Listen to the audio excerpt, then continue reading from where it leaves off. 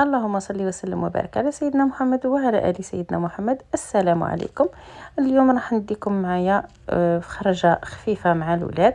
اديتهم وين يلعبوا لانهم عندهم اسبوع كامل ما خرجوش من الدار. لهنا هذه اللبسه اللي لبستها انا، وهذا الصاك اللي كنت هزيته، والصاك هذا حبيت نوريه لكم عن قرب لاني انا اللي خدمته. وزدت هذا الشال. بصراحه هو شال خفيف بصح الجو كان مناسب، يعني كنت قادره ما نهزوش معايا لانه ازعجني بصراحه في الطريق. انا ديما ما نحبش لي شال هكا، نحب دي فيست هكا خفاف، لكن انا قررت اليوم نهزو. ومن بعد الجو كما راكم تشوفوه مشمس، يعني كنت قادره ما نديهش معايا. لهنا قلت للولاد نروحوا في الترمواي، امال فين نروحوا؟ في نحبسوا طاكسي ونروحوا فيها. قلت لهم زعما نروحوا في الترمواي احسن، منها هما يستمتعوا منها. لكن بصراحه بعد ما هزيت التيكيات قعدنا نستناو واحد ربع ساعه 10 دقائق وحنا نستناو. الترامواي الاول فات وما رجعش، الترامواي الثاني فات وما رجعش، وانا قاعده نستنى حتى فاتت عليا وحده قالت لي بلي الترامواي ماهمش مش رايح يرجع، يعني رايح يروح وما يرجعش. قالت لي قالوا لها من الفوق، يعني من الصيانه وين يبيعوا التذاكر، راحت هبطت لتحت وين يبيعوا التذاكر وقالوا لها ما يرجعش الترامواي. فمشينا على الرجل.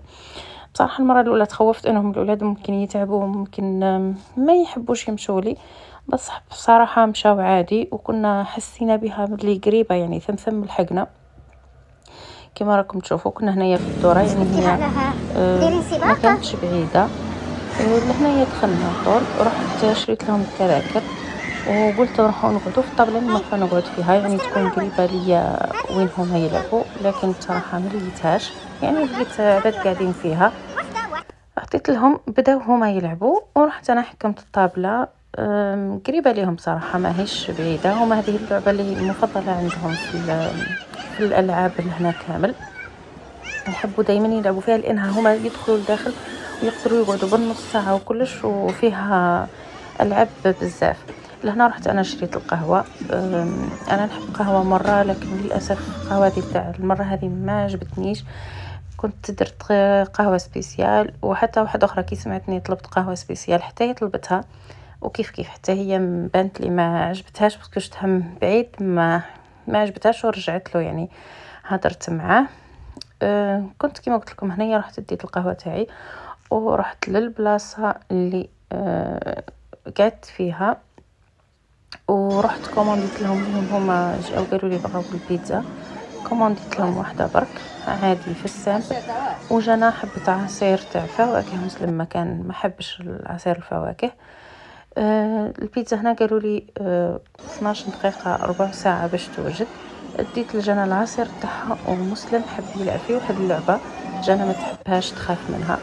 اديت مسلم يلعب فيها وخليته، قلت له يرجع هو كي يكمل يرجع للطابله اللي انا قاعده فيها، لانه بصراحه البلاصه كاين فيها للعساس، يعني ما يقدرش الطفل يخرج وحده ولا يعني معسوسه بكلها، وفيها الكاميرات ايضا. هنا بعد ما حطيت مسلم رجعت انايا قاعده نشوف في الحانوت. هذا المحل كان قدامي وين الطابله اللي قاعده فيها، وليت دخلت درت عليه دوره خفيفه، وشافوني الولاد شراو حتى هما العاب هكذا خفاف. والاسعار بصراحه شويه مرتفعه، يعني مش كما تاع في المحلات اللي برا ولا في الطوابل اللي يبيعوا هكذا في السوق، ولا اكيد راح يكونوا ارخص من المحل كما هكا. المحل هذا كلش تاعو كان طالع، وكما تعرفوا لك الاولاد كي يشوفوا الالعاب، وخصوصا اني دخلت انا كل ما دخلتش المحل هما ما يديروا والو، ما يقولوا لي شري لنا بالسيف، بصح كي شافوني دخلت ولو شراو لعبه صغيره. ولهنا كنت جبت لهم البيتزا تاعهم لانها وجدت، كان هنا فاتت اكثر من ربع ساعه لقيتها واجده، رحت جبتها. هذه اللعبه تاع جانا اللي خيرتها، وهذه تاع مسلم يموت على السيارات، وجانا المهم تشري وخلاص. جانا ما عندهاش حاجه انها حاجه معينه ولا. بعد ما كملوا بصراحه شربوا، جانا اللي شربت الجو وكلاو البيتزا تاعهم، ولينا مشينا لانهم ما حبوا حتى حاجه. مسلم ما حب حتى حاجه، ومسلم ما عندوش في الماكله بزاف. لهنا قبل ما نخرجوا قلت لهم نديروا دوره. انا ما نحبش نصور لكم الغاشي بصراحه، ما صورتش علاش لانه الغاشي وانا ما نحبش نصور حتى واحد، ممكن لعباد ما تحبش تصور. وكنت كما قلت لكم درت دوره. المحل الوحيد اللي دخلت له هو هذا تاع اللي يبيع لي بلانت، يعني يبيع النباتات. دائما نحب ندخلو حتى كون ما نشريش، كيما اليوم انا ما شريت حتى حاجه من عندهم، فقط درت دوره وسقسيت على هكذا كالك بلانت يعني على الاسعار، وكملت الدوره. كيما راكم تشوفوا كاينين محلات محلولين، كاينين محلات مسكرين. هذوما المحلات كانوا مسكرين، يعني فيهم السلعة وكلش، بصح ما كانش حتى واحد فيهم.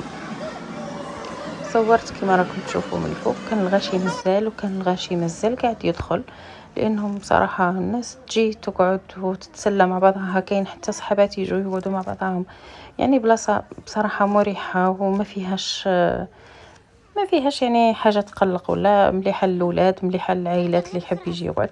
لهنا كيما راكم تشوفوا كانت بدات ديجا تظلم، لانه ذن المغرب. كيما قلت لكم حنا ضيعنا الوقت في الطريق، لانه ما عقلتش اني نمشي بهم.